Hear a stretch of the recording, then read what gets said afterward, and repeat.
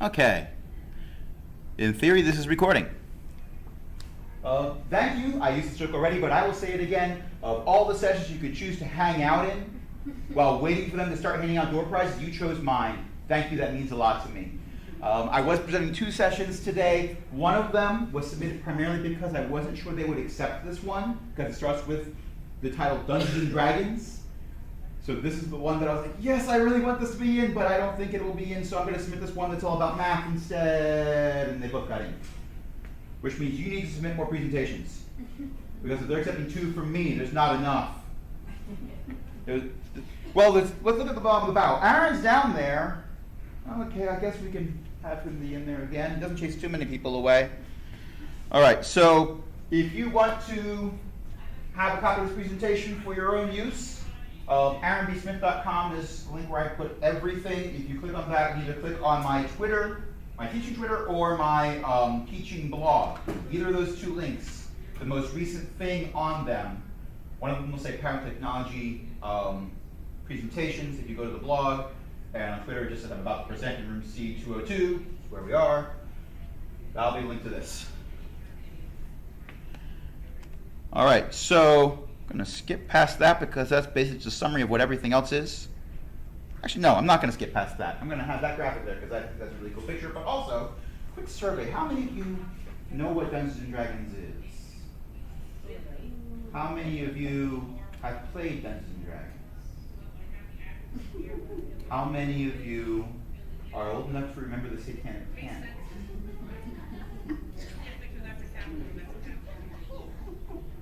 Okay, so very, very, very, very short Cliff Notes version. Back in the 80s, there was this idea among some people that Dungeons and Dragons was merely just a gateway dug into satanic worship. And so there were people from various church groups that were doing things like burning the rule books when they found them. Obviously not true, although the art of the books at the time didn't help to dissuade them because it had people fighting demons on the covers and stuff like that. But the game has changed over the years. I have been playing for many years.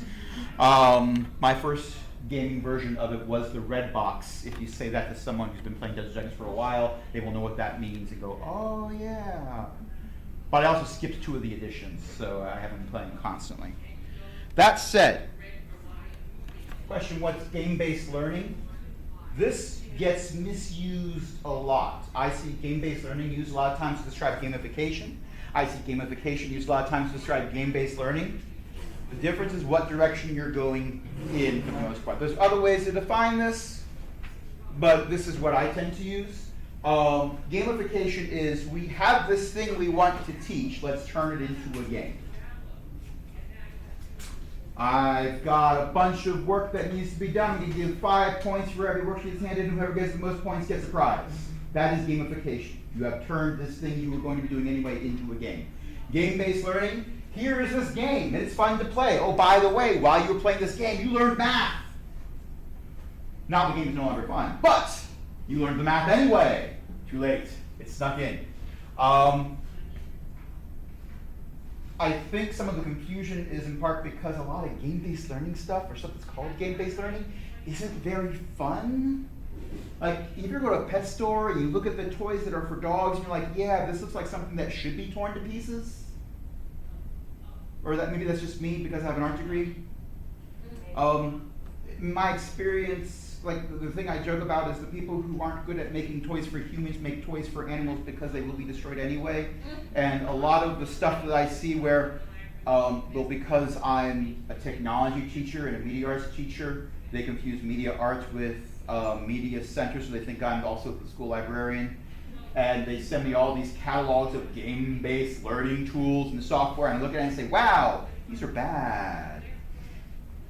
No, this is not a game. Well, it's a game, but it's not fun, which should be the purpose of a game. Dungeons and Dragons is fun, though. It's not the only tool out there. So what's Dungeons and Dragons? I'm going to give the Cliff Notes version for this. Also, there is a lot of alphabet soup. This presentation, I am using Dungeons & Dragons as a model, but it's really about tips for game-based learning. So if you don't ever want to play Dungeons & Dragons, hopefully you will still get something out of this.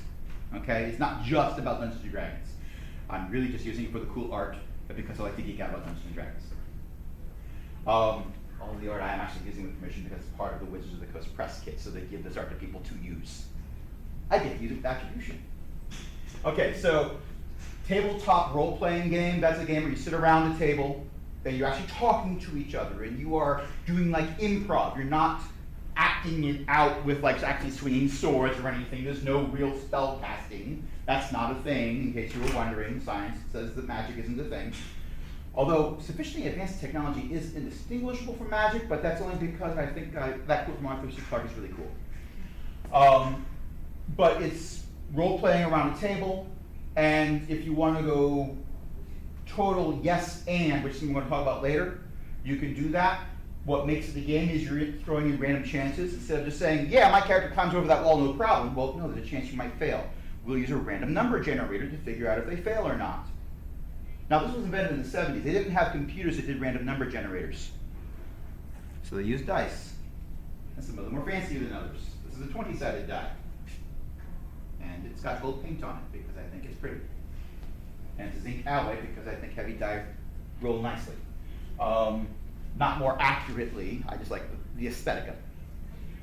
D&D is how Dungeons and Dragons will often be abbreviated to because Dungeons and Dragons is too many syllables. When someone's running a tabletop game, they are often referred to either as the DM or Dungeon Master because Dungeons and Dragons, the Dungeon Master. Or if it's a game that is Dungeons and Dragons, they'll often refer to them as the Game Master. Some games that are tabletop role-playing games, not Dungeons and Dragons, will use different terms to describe that. For example, White Wolf is a game company where they typically call the person who's running the game the storyteller. I don't like that only because it's a collaborative story. Everyone's participating in it if it's done well. We'll get to that later. The players, everyone that isn't the person refereeing the game is considered a player. A PC is a player character. They're not the player. They're not the person at that table. They are a fictional being that's portrayed on a sheet of paper and in the words of the people who are playing the game. An NPC, any character, any fictional character in the game that is not controlled by a player is being controlled by this person right here. The DM or GM or storyteller, whatever you want to call them, they're referred to as NPC or non-player character. And these are all different kinds of dice. So a D4 would be a 4-sided die. D6, that's the kind of die that you normally think of when you think of a dice. 6-sided die. 8-sided, 10-sided, 12-sided, and 20-sided are the ones that get used. I could geek out about why each of them are used, but that's not really relevant for this presentation. You want to know more about that later, I can totally geek out about it with you. I did bring some of my dice collection to show you, but that's not part of this presentation. So what does it teach? These are actual book covers. You can buy these. They're out new this year. They are actual products you can hold in your hands. And it amuses me greatly that they've done that. But the reason I brought up Satanic Panic at the beginning, there's an apocryphal story of a mother who was pretty sure that that's what it was, and her son was going to play the game with some friends. So she was like, okay, well, it's going to be at this house, so I can watch you doing it, so I can make sure you're not doing any of that evil stuff. And so they sit around the table and they're playing, and she's there watching, and like 5 to 15 minutes in, she goes, "This is just math!" and just storms off. Because there's a lot of math in it. But the kids love it. And the adults love it too. Because since it's a game, the math is not, okay, well, here's this worksheet. You need to do all these problems, or here's page 57 of your math book. You're going to do the even ones because we all know the answers to the odd ones from the back of the book. No, it's math with a purpose. The purpose is winning the game. The purpose is having fun with the game. Collaboration, any good role-playing game, you're going to be working together. If it's just one person doing whatever, then it's only fun for that one person. You are creating a story as a group. So you might not be consciously thinking about plot development, but you are learning about plot development, what makes a good story, what makes an engaging story, what makes a boring story. As the person who usually is the dungeon master for the groups that I run, I try to end each gaming session because we got to make sure it ends on time, because I'm playing with a bunch of people who are parents and they've got to go to bed at a certain hour because we're all old. Okay, and there's also one 14-year-old in the group, but he has to go to bed early because he's got school. Or my after-school gaming group that I do with students, with middle school students. Got to end it on time because their parents are at the door going, come on. I try to end them on a cliffhanger to make them eager to find out what happens next week. And they'll find out partially what happens next week because they'll be ones taking an active participation in it because they are collaborating with me to make the story and creative problem solving. It's not just, okay, here's an orc. Okay, I hit the orc for 15 points of damage. Orc is dead, move on, collect your prize. No, no, no, that's a video game. You don't need me for that. I'm going to give you problems that are more interesting to solve. Yes, there will be some combat in Dungeons & Dragons. It's a game called Dungeons & Dragons. You don't go and find a dragon and have tea with them. Okay, I did have that happen once. Never mind about that. So that's what you can learn in tabletop role-playing games. Not just Dungeons & Dragons. I'm using that as an example. So, all the advice that I'm going to be going over, this is stuff where I'm pulling it from my experience as someone who runs Dungeons & Dragons. But as I picked up the rule books again, I took a few editions off. They're in 5th edition now. I was playing 1st edition and 2nd edition, a little bit of 3rd, and then I sort of stopped, skipped 4th edition altogether. Started back in the 5th edition, and I'm looking over it, and at this point, in between 3rd and 5th, something happened. I got a couple teaching degrees. So now I'm looking at it not through the eyes of a player, I'm looking at it through the eyes of a teacher. And I'm looking at these rules, and I'm looking at the best practices for playing a tabletop role-playing game, running a tabletop role-playing game, and I'm saying, oh, there's a lot of overlap here. And that's what inspired this presentation. This is all about the overlap.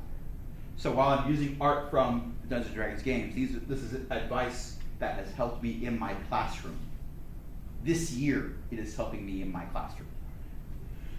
So I start off my middle school courses, the first thing they do, their first warm-up when they walk in the door, I give them a Post-it note, because they haven't gotten their journal yet to write all their warm-ups in, so they can post it in later, and I say, on this Post-it, I want you to write what your goals are for this year.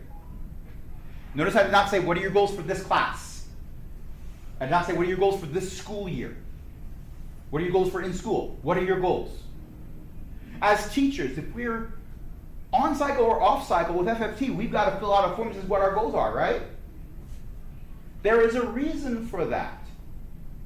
I don't see why that reason shouldn't also apply to our students. If I know that they have a certain goal that I can align with my curriculum somehow, then I can do that, but not if I don't know what that goal is. Because some of them are really good at shoehorning in what they like into every single project.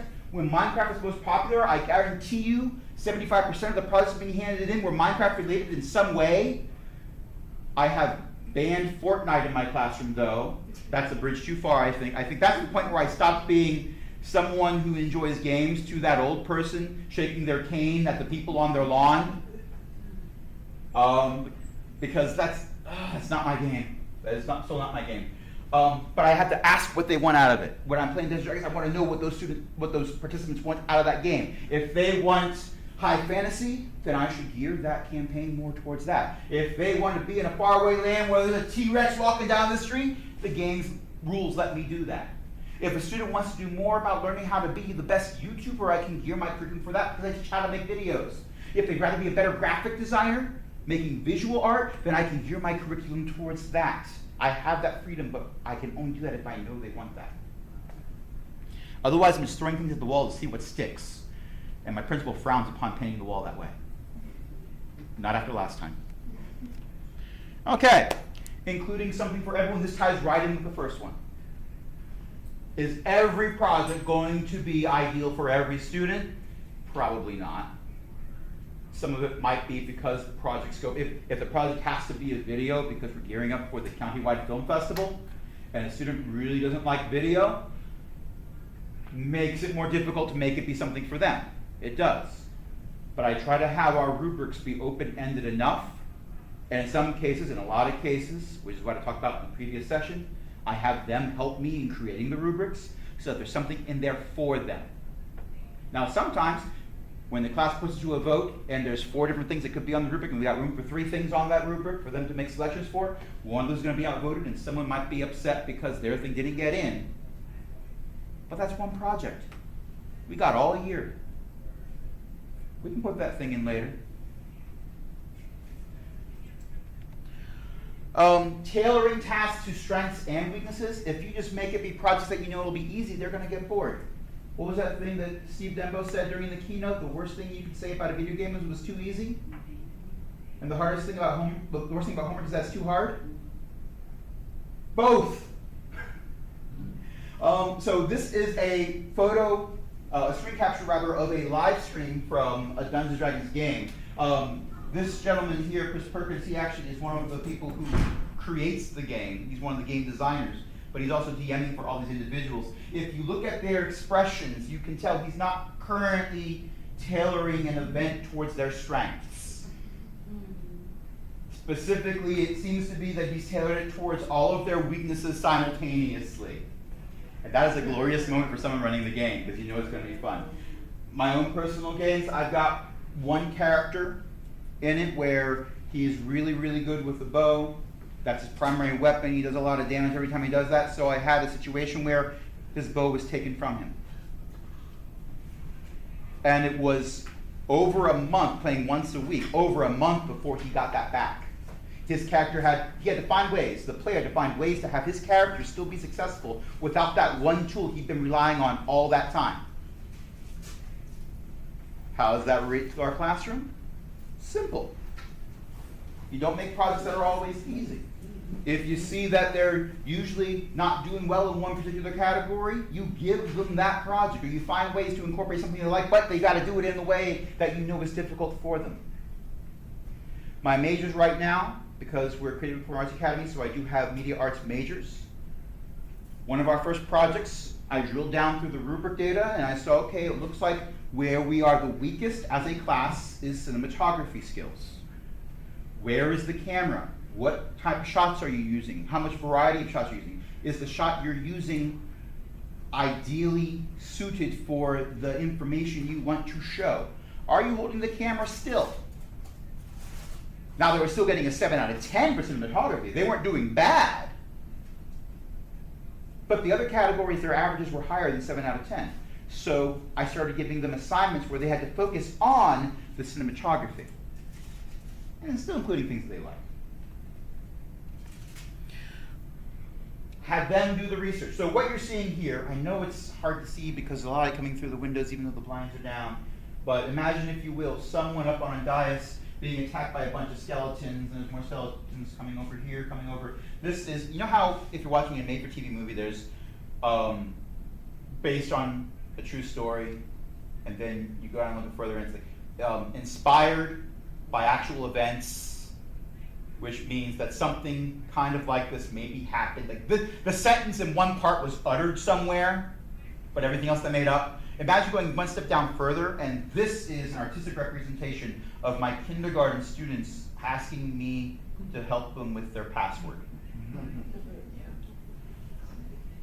And kindergartners, they're small, and if they group up around you, they push, and then you start to realize that you are, and I'm totally talking about me when I say you, and I am a lot heavier than they are, and I'm softer in places, but that doesn't help. They've taken me down several times. There was always something I was able to grab onto, so I haven't squished the kindergartner yet, but it worries me. My older students, if they ask, can I do this? After we go through the argument of can I or may I, because I'm contractually obligated to ask, I don't know, can you? I know, it's up there with middle school teacher, you have to be a jerk to your students. You have to be mean, give them homework. Well, what does the rubric say? Go back to your primary source. Does this say you cannot do this? Does it say you can do this? How would I do this? Okay, well, I will ask leading questions. I will help them figure out the answer. I will point out where they can go to get the answer. But at the end of the day, they're the ones who need to get the answer. I skipped ahead by telling you how it relates to my students before saying how it relates to tabletop role-playing games. If someone in my game says, okay, I'm going to cast a fireball, I say, okay, what does that fireball do? Well, it's right there in the rules. But it's not my job running the game to be looking up every single spell to say exactly what it does. No, your character is the one who knows how to cast a fireball. What does that do? Okay, well, it does six-sided dice worth of damage, and everyone has to roll a die to see if they take half damage. Okay, everyone do that. I got that information from the player. I didn't have to look that up. It's their spell. Have them do the work. Whoever's doing the work is doing the learning. I already know it. I don't need to learn it. They're the ones that are there for that. This is my favorite part about playing tabletop role-playing games. It is all improv, and the heart of improv is you don't go against what the other people are saying. Yes, and. You have said this thing happened. Okay. And this also happens as a response to that. The game I play after school with my middle school students. They are playing level 0 characters. This is backstory that you probably don't need. But their characters are students at a boarding school. And some contraband, some undead contraband, was found in their dorm room. And they're getting blamed for it. Rather than saying, no, that was totally not us, someone was framing us, which is what I thought they would do, because I had this whole backstory of there's going to be this villain that's has something out for these students, so they're putting this in there to get them expelled. No, one of the students said, yeah, that's mine. His name is Handrew. It was an animated undead hand, by the way, that crawled around by itself. So, yes, and. I hadn't told them, oh, by the way, you're being framed. He decided, okay, I'm going to own this. And that totally changed how the story is going to be going. Yes, and let's move on. How this works in the classroom? I am not opposed to accepting good ideas from the students for what to do next.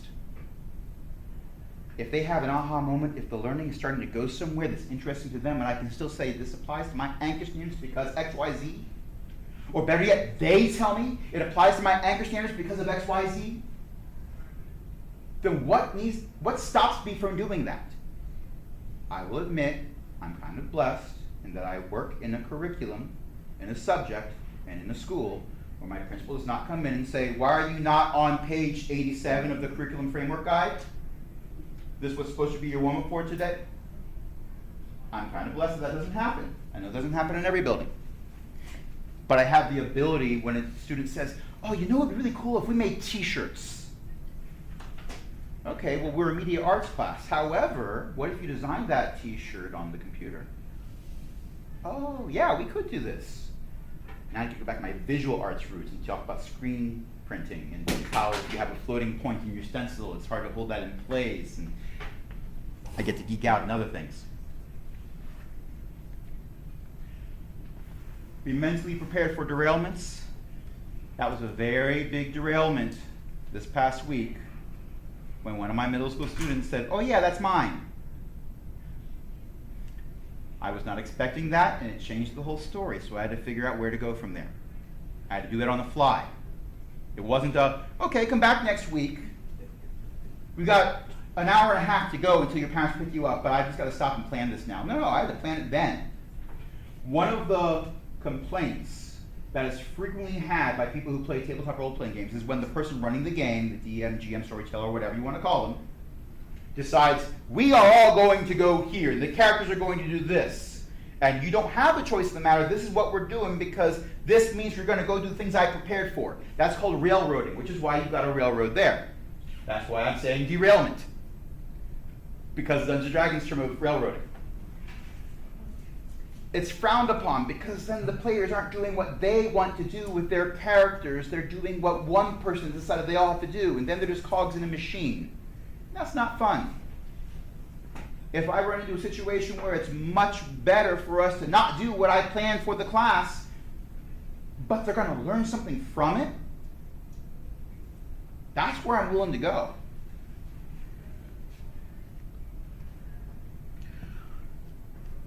But how do you make sure they're more willing to do what you want them to do? You have to have some type of incentive to help with that. In Dungeons & Dragons, it's a system actually called inspiration.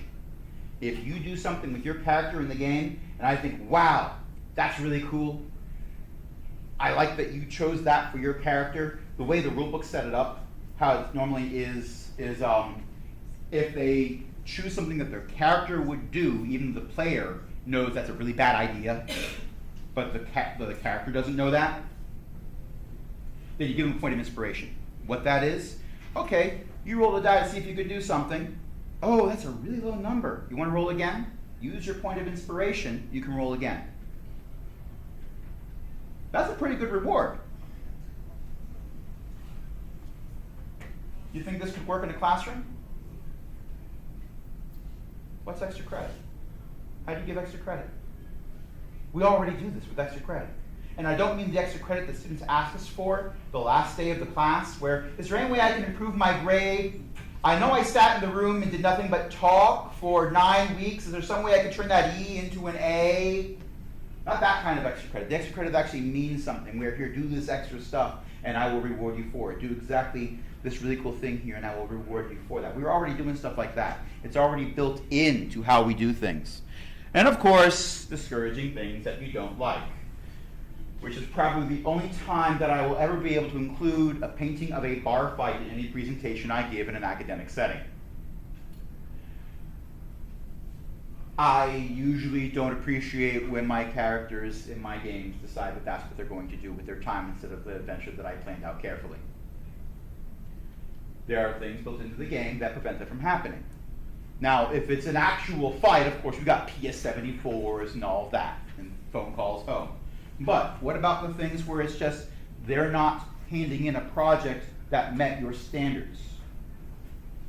Are there ways to encourage them to do better, to change something up, switch something around? Okay, what I do personally for some of my projects is I'll say, okay, these students are moving on to the next project. I like the work you did. I think you pushed to the next level. We're going to move on with this. This group here, you have this assignment. You're going to take the work you already did. You're going to make it better. You're going to revise this. You're going to redo it. Now, the students that did what was asked of them the first time,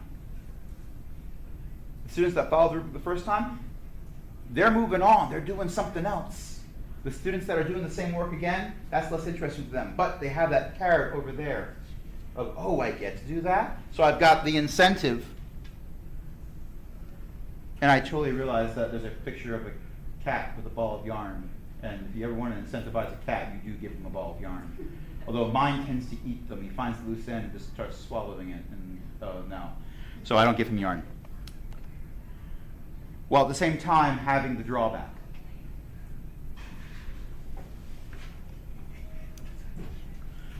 Asking for advice. I am not perfect. No one's perfect, really. So I ask my students for advice. I'll actually give them a grade for it. I'll have it be the warm-up or a journal entry or a homework assignment where I want them to tell me what they don't like about what's happening in the class. And don't get a point for being nice to me and saying, oh, everything was perfect, Mr. Smith. I don't give points for being nice to me. I give points for being honest to me. If there's something honest you don't like, then I'm going to revise my curriculum. My 9-week class, I have a major class that goes all year long, and I have a 9-week class where every 9 weeks I have a totally different set of students. This quarter, we're not doing as much coding. Because the primary feedback that I got from my first 9-week class, and they came into it like, yeah, let's do coding, this is awesome, this is awesome. They were used to code.org, which is really fun, it really is. And then I showed them HTML. And they were looking at actual typing out the code stuff as opposed to moving blocks around, moving to the next level. And they were like, but we want us to move blocks around, Mr. Smith. They already got that. They'd already mastered that. I wanted to move to the next level. But the next level, if you have a single typo, if you have 2 apostrophes instead of a quotation mark, it doesn't work anymore. Ask me how I know. Because I had a high school student do that, and he couldn't figure out why his web page wasn't loading after a certain line. I looked over and I said, oh, there's your problem. 2 apostrophes instead of a quotation mark. And he said, oh, that matters? And I said, yeah. You should fix that. And he fixed it and it worked. And then I sat down for a while, because if I could spot that quickly, something was wrong with my brain, and I needed to back away from the code for a little while. I asked my players in my games what they liked about it, what they didn't like about it. I don't want, oh, that was fun. Okay, that's a blanket statement. I'm glad you liked it. What did you like about it? What did you think should have gone differently? You know what I usually find? I usually don't find they say, well, I wish I'd rolled better. Okay, yeah, that is a concern. But when they realize when I'm asking feedback, I'm not asking about their performance, I'm asking about mine. Speaking of which, here are 3 ways to contact me if you want to give me feedback about this. My email address, aaron.smith@pgcps.org. I'm on Twitter, I'm at theartguy. And there's this new social media platform called Mastodon. It's kind of like Twitter, but fewer Nazis. I wish I was joking, unfortunately.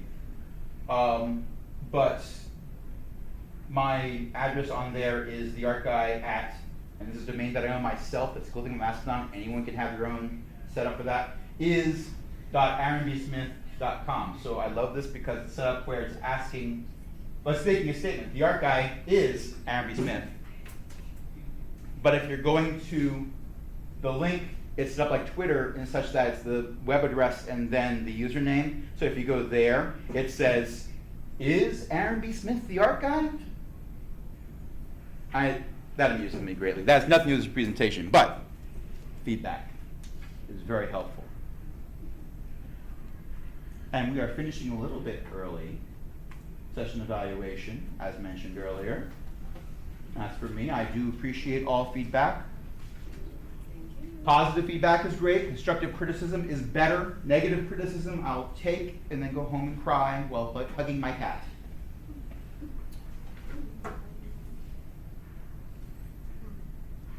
And I realize that this, no, that's just 2 because that's step 2.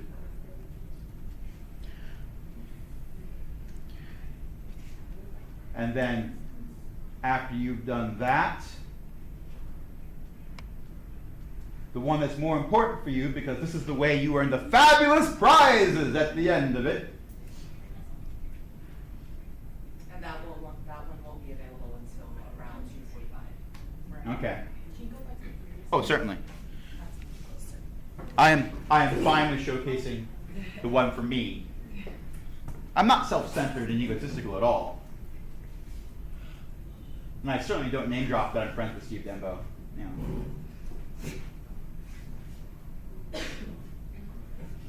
That's the 3rd time we've had a keynoter that I knew. Because Chris Kraft I know through Discovery Education also. Is he local? He is not. Where does he live?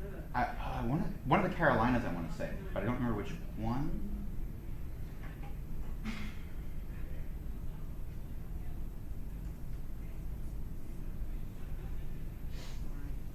Did we have Paul Davidson one year?